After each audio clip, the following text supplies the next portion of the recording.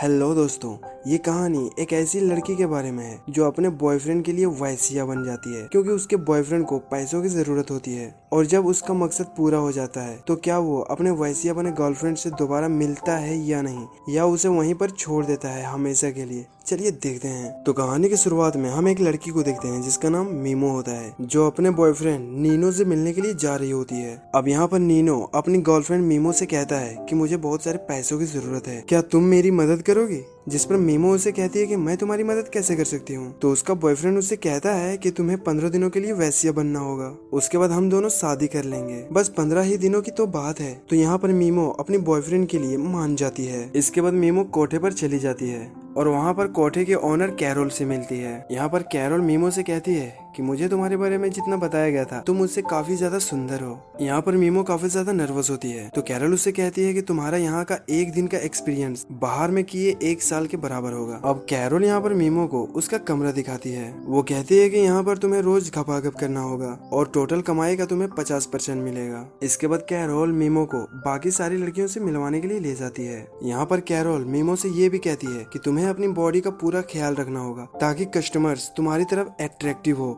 और तुम्हें ज्यादा पैसे मिले। इसके बाद मीमो को एक डॉक्टर के पास चेकअप के लिए भेज दिया जाता है। अब यहाँ पर ये डॉक्टर मीमो को सारे कपड़े उतारने के लिए कहता है। अब यहाँ पर डॉक्टर जब मीमो को बिना कपड़ों को देखता है तो उसका केला भी खड़ा होने लगता है क्योंकि मीमो का फिगर काफी सुंदर होता है। अब यहाँ पर ये डॉक्टर मीमो से ये सब करने का वजह पूछता है। तो मीमो उस डॉक्टर से कहती है कि मैं ये सब कुछ अपने बॉयफ्रेंड के लिए कर रही हूँ और बस 15 दिनों के बाद ये सब कुछ मैं छोड़ दूंगी। अब नेक्स्ट डे मीमो को एक क्लाइंट मिल जाता है। ये देखकर कैरोल काफी खुश हो जाती है। अब यहाँ पर मीमो और उसका क्लाइंट संभोग करने लगते हैं, लेकिन घपाघप करते करते मीमो उसे आधे में ही रोक देती है क्योंकि उसे काफी अजीब लग रहा होता है। अब इससे कैरोल पेपरिका पर काफी गुस्सा करती है, लेकिन अब मीमो भी समझ जाती है कि अगर मुझे पैसे चाहिए तो पूरे मजे देने होंगे। अब जितना भी कस्टमर आता ये सारे लोग मीमो को ही चूज करता और उसके साथ घपाघप करके काफी पैसे दिया करता था। अब इन 15 दिनों के अंदर अंदर मीमो 70-80 आदमी से ज्यादा के साथ घपाघप कर चुकी थी, जिससे कि उसकी छोटी सी गुफा फटकर गुफाड़ा बन चुका था।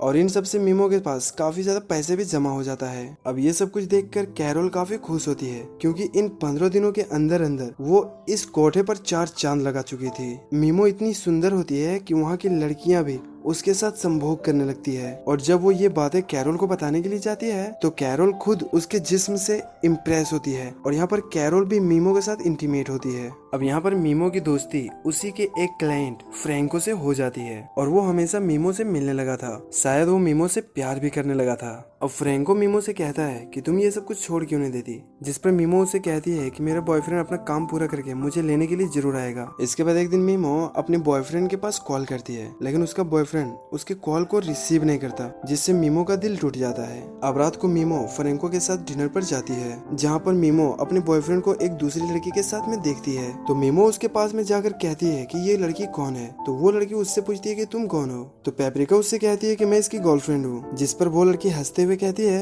कि मैं 3 साल से इसके साथ हूँ। और ये कहकर वो लड़की यहाँ से चली जाती है और नीनो उसे मनाने के लिए यहाँ से चला जाता है। अब यहाँ पर पेपरिका एकदम से टूट जाती है और वो रोने लगती है क्योंकि वो जिसके लिए ये सब कुछ कर रही थी वो एक धोखेबाज निकला। और इसी का फायदा यहाँ पर फ्रैंको उठाता है। वो मीमो को अपने साथ अपने घर ले जाता है और उसके साथ रात भर संभोग करता है। फिर मॉर्निंग में फ्रैंको मीमो से कहता है कि मैं बहुत ही जल्द अपने शिप का कैप्टन बनने वाला हूँ, क्या तुम मुझसे शादी करोगी? लेकिन यहाँ पर मीमो उसे मना कर देती है और उसे कहती है कि मैं अभी कुछ और दिन कोठे पर काम करूंगी, लेकिन बस अपने लिए। अब अगले दिन कोठे पर नीनो आता है और वो पेपरिका से कुछ बातें करता है। दरअसल यहाँ पर नीनो मीमो की सारी कमाई से 60% मांगता है, जिस पर मीमो उसे कहती है कि मैं तुम्हें 1 फूटी कौड़ी तक नहीं दूंगी और ऊपर से मैं तुम्हें जेल भी भेज दूंगी। नीनो एक ऐसा सुअर लड़का होता है जो सीधी सादी लड़कियों को अपने प्यार के झांसे में फंसाकर उसे कोठे पर काम करवाता है और बदले में वो उससे पैसे भी लेता है। अब नेक्स्ट डे हम देखते हैं कि एक लड़की को उसका पिंप बहुत मारता है क्योंकि वो लड़की उसे उसका कमीशन देने से मना किया था।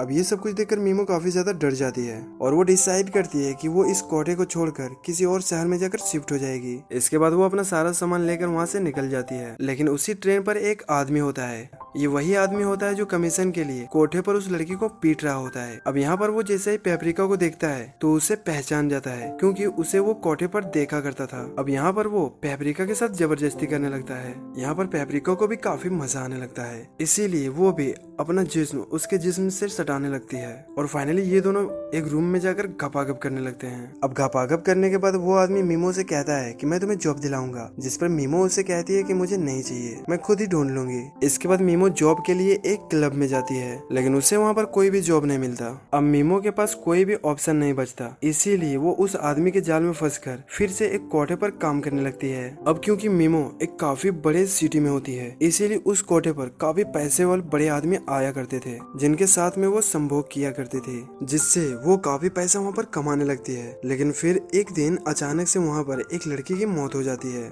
जिसे देखकर मीमो काफी डर जाती है, क्योंकि उसे लगता है कि वो भी मर जाएगी। लेकिन यहाँ पर एक क्लाइंट उसे समझाते हुए कहता है कि तुम्हें कुछ नहीं होगा। अब इसके कुछ दिनों के बाद मीमो को वहीं पर फ्रैंको मिलता है। फिर ये दोनों समुद्र के किनारे जाकर टपाटप करते हैं। यहाँ पर फ्रैंको मीमो से कहता है कि मुझे एक बोट लेनी है, इसीलिए मुझे काफी पैसों की जरूरत है। तो यहाँ पर मीमो फ्रैंको को कुछ पैसे देती है। फ्रैंको उसे वापस लौटाने का वादा करके यहाँ से चला जाता है। अब अगले दिन वो कोठा बंद हो जाता है जहाँ पर पेपरिका काम किया करती थी, इसीलिए पेपरिका एक दूसरे शहर में जाकर एक नए कोठे पर ज्वाइन करती है, क्योंकि अब उसे भी रात दिन संभोग करने में काफी मजा आने लगा था। अब यहाँ पर मीमो को खबर मिलती है कि फ्रैंको की बोट पुलिस ने पकड़ ली है। ये सुनने के बाद वो काफी ज्यादा अपसेट हो जाती है। अब एक दिन उसी कोठे पर एक बहुत ही बड़ा आदमी आता है और वो अपने साथ अपने बेटे को लेकर आता है, क्योंकि उसका बर्थडे होता है। अब वहाँ पर काफी सारी लड़कियां होती है, लेकिन उसका बेटा मीमो को चूज करता है, तो मीमो उसके बेटे को लेकर रूम में चली जाती है। अब इसके कुछ दिन बीत जाने के बाद उसी आदमी का बर्थडे होता है, इसीलिए वो मीमो को अपने घर बुलाता है ठुकाई के लिए। अब मीमो की सुंदरता देखकर वो आदमी मीमो से शादी कर लेता है और शादी के कुछ ही दिनों के बाद वो आदमी मर जाता है, जिसके बाद मीमो